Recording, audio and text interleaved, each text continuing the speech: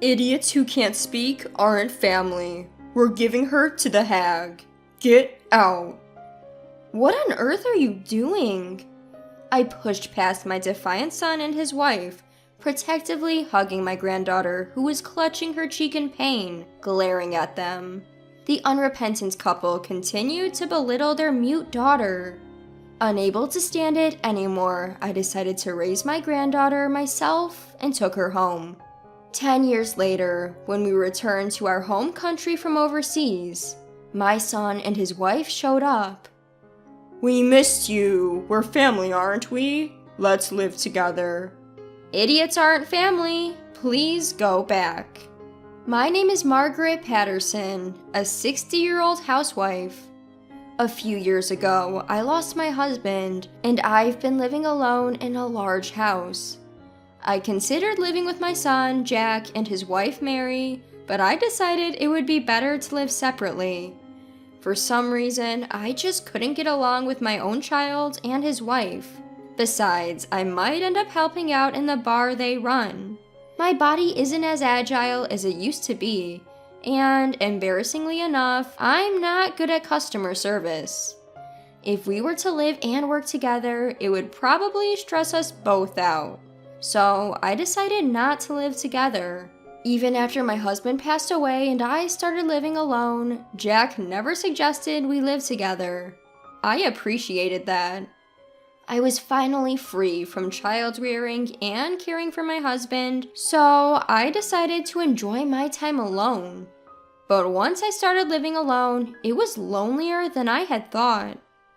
I didn't have any hobbies or friends, as I had spent all my time on housework, child rearing, and caregiving. I spent every day watching reruns of TV dramas to pass the time. Even when I tried to establish new habits, they didn't last long. For me, living such a boring daily life, the presence of my two granddaughters was very significant. Emily, the eldest, is 10 years old, and the second daughter, Lily, is 6 years old. They're both very cute girls. Emily is beautiful and good at acting like an adult. On the other hand, Lily is a bit clumsy and quiet. She's often compared to her beautiful and mature older sister, and she feels lonely. I love both of them, but I was particularly on Lily's side. I could see that she seemed to be disliked by both her parents and Emily. My son and his wife, Jack and Mary, would bring my granddaughters to visit about once every 2 months. "Grandma!" Emily would run to me with an innocent smile. Her clothes were always new, and her long hair was always adorably done up. On the other hand, Lily's clothes were always Emily's worn-out hand-me-downs. Her hair was also left untamed and messy. Lily loved to talk and was chatty since she started to speak. But recently, she became quieter, and unlike Emily's bright smile, Lily often looked down with a gloomy face. After greeting Emily with a "nice to see you," I crouched down in front of Lily and spoke to her. "Lily dear, welcome. Thank you for coming." "I prepared some of your favorite sweets today. Let's eat together." Grandma, what about my sweets? "Of course, I have yours too. Let's go." As I held hands with the girls, Jack and Mary got out of the car and called out to me. Hey Mom, long time no see. Here's a souvenir. "Oh, thank you. Have you two been well? Please, make yourselves at home." "Thank you, mother-in-law." I welcomed my son and my daughter-in-law and granddaughters into my house, served them tea and sweets, and entertained them. Jack and Mary would talk only with Emily and not pay any attention to Lily. Whenever I tried to speak to Lily, Emily would interrupt, or Jack and Mary would start a different topic. I was concerned about their attitude towards Lily, but I thought it best not to interfere too much and just kept an eye on them. However, I would later regret this approach. One day, I had plans to visit Jack and Mary's house and brought along some sweets that they and the girls liked. Upon arriving at their house, I reached out to ring the doorbell. Just then, I heard Jack yelling something from inside the house. Why don't you say something instead of just being quiet? I was shocked. As I reached for the front door, it opened easily. Without hesitation, I removed my shoes, and as I walked down the hallway, I could hear the voices coming from upstairs. You know it's because you don't talk at school that I'm being embarrassed, right? As I climbed the stairs, the shouting continued, followed by a sharp, dry sound. Upon opening the door from where the sound came, I found Jack and Mary scolding Lily, who was sitting on the floor, while Emily was waving her hand as if in pain. Lily was about to cry and holding her cheek, and Emily seemed to be in pain, waving her hand around. Hey, Lily, you got smacked by your sister, didn't you? How about saying it hurts? If you can't speak, you're no longer family. Get out. We'll send you to Hag's home. What the hell are you guys doing? I brushed aside my son and his wife and Emily, hugged Lily, who was sitting on the floor, to protect her, and glared at them. The three of them were momentarily surprised, but quickly regained their composure. Mom, what are you doing barging in like that? You should have rang the doorbell first. That's right, Margaret. Aren't you rude? What's rude is what you guys are doing. Surrounding and berating a little girl? Jack, aren't you a father? Aren't you ashamed to mistreat your child? And Emily, why did you hit your sister?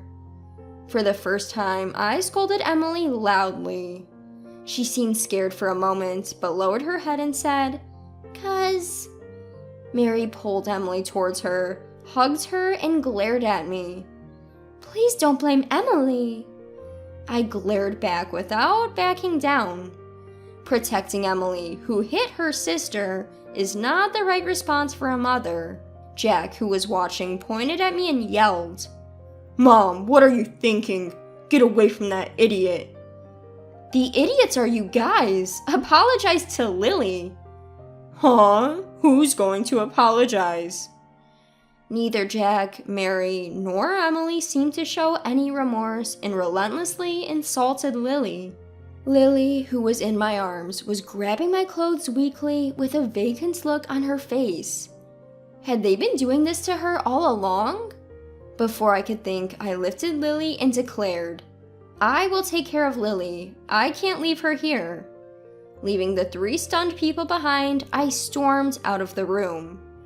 After standing still for a while, Jack came running up with a smirk on his face. Thanks, Mom. I didn't know how to handle this mute. As I was stunned by my son's words, Mary appeared from behind. She was holding a tattered little carry-on bag and a backpack. "This is Lily's stuff. Please take care of the rest," Mary said, passing the bags roughly to me. Both Lily and I were speechless, looking up at the faces of my son and my daughter-in-law. They were clearly pleased that Lily was leaving their home. Astonished, I left their house without saying a word. In silence, I returned home and took off Lily's shoes at the entrance. Then she sniffled. Looking at Lily's face, I saw her biting her lip with tears streaming down. I hugged Lily, gently patting her on the back. "Lily, it's been hard on you. I'm sorry I couldn't help you until now. But it's going to be okay. Grandma's on your side now. I will protect you." From that day, Lily and I started living together. Because of the hurt she'd experienced from her parents, she stopped speaking. Even a simple good morning seemed impossible for her to vocalize. Her teacher told me that she had been unable to communicate with her classmates or teachers at school. Worried, I took her to the hospital for a medical checkup. Lily was diagnosed with selective mutism. The doctor speculated that the extreme stress she had suffered from her parents and sister had caused severe anxiety and fear, making her unable to speak even if she tried. The doctor reassured me that as she got used to her new environment, she would gradually be able to speak again. On the way home from the hospital, I bought Lily a cute notebook and a pen. "Listen, Lily, if you have something you want to tell me or anyone else, write it in this notebook. Draw pictures or write words. Then try to voice the words you wrote, even just a little at a time, okay?" Lily quickly opens the notebook and began writing with a pen. As I silently watched, she showed me the page she had been writing on. On it were the words, "Thank you, Grandma," along with a sketch of my face. Lily opened her mouth and tried to say, The, but she couldn't get the words out and looked down, disappointed. "Lily, you're doing great. Keep it up one step at a time. Well done. Gold star for you." As I patted her head, Lily looked up and managed a faint smile. She started using the notebook and pen I bought for her to communicate at school. I guess she's gaining confidence. She gradually learned to speak, and 2 years later, she could speak normally.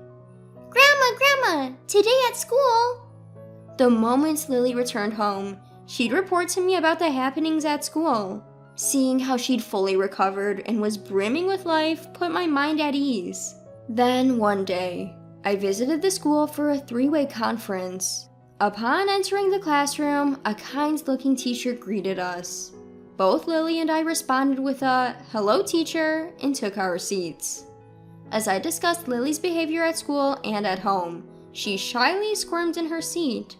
"Lily's grades have been consistently improving since last year. Take a look at this," the teacher said, showing us her report card. The chart indicated a steady upward trend since she began living with me and had shot up significantly recently. I'm sure it's because she's so dedicated to studying. She's been reading difficult books and solving complex problems almost every day, I explained, patting Lily's head. Ever since she learned to speak, she'd been passionate about studying. At home, she'd delve into complex books and study, and on test day, she'd present me with perfect scores. I framed and hung all her perfect test papers, looking at them with a sense of pride. I see. In that case, how about taking an IQ test at the hospital? Suggested the teacher. IQ test? When I asked for clarification, the teacher explained, Lily might be gifted. Gifted refers to children who are naturally very intelligent. Lily seemed to be just as smart, if not more so, than an adult. The teacher suggested that it might be worth getting an IQ test done so that we could provide an educational environment suitable for her exceptional talents. So I immediately took Lily to the hospital for an IQ test. As the teacher had suspected, Lily was indeed gifted. I was amazed to find out that Lily had such an amazing ability. When I asked her, "How did you find the studies in elementary school? Is it fun?" she responded with a bored expression. Well, to be honest, it's too easy and I find it boring. I want to study something more challenging. But if I tell the teacher, they get confused. Hearing her words, I started to ponder. I wondered if Lily could pursue the kind of studies she wished for in America. The studies that Lily desires are probably at a middle school or high school level. I wondered if Lily, who has not yet graduated from elementary school, could handle this. I consulted with her homeroom teacher. The teacher then told me about the grade skipping system in the US. The teacher suggested that if Lily went to America, she could pursue the study she desired. It reminded me that my late husband's brother was working in America. I hadn't been in touch with him since my husband passed away, but he might be able to help. As soon as I reached out and consulted with him, he said he would support our life in the US. Relieved, I suggested to Lily the idea of studying abroad in America. I want to go if it's with Grandma, but I want to graduate from elementary school with my friends first. All right, I understand. I'll also learn English by the time you graduate. At that response, Lily smiled relieved. She made many memories in elementary school and graduated without any issues. Since we exchanged contact information, she can communicate with her friends even overseas. I decided not to mention the study abroad plan to Jack and Mary. I thought they might try to take her back if they found out Lily was gifted in order to use her. Lily quickly adjusted to life in the US and studied by skipping grades. I supported her with all my might. When I saw Lily saying, "Studying is more fun than before," I truly felt glad that we came to the US. Her talent is truly incredible.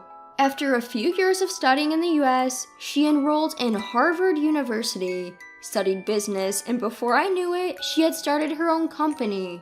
"I want to repay my grandma," Lily said enthusiastically. "For me, she's already repaid me enough." After all, Lily has grown up and become a wonderful adult. Her achievements were featured on American news, spread worldwide, and she became a celebrity. In all likelihood, Lily's name is known in the worldwide as well. I wonder what Jack and Mary think of her achievements. I would be happy if they regret how they've treated her. 10 years after Lily started her company, for work reasons, Lily and I returned back to our country. We rented a new apartment, and while we were living there, the doorbell rang. I thought it might be a circulated notice, and without any suspicion, I opened the door. "It's been a while, Mom. Have you been doing well?" "Jack, and Mary too, why are you here?" Upon seeing the two faces, I couldn't help but shudder.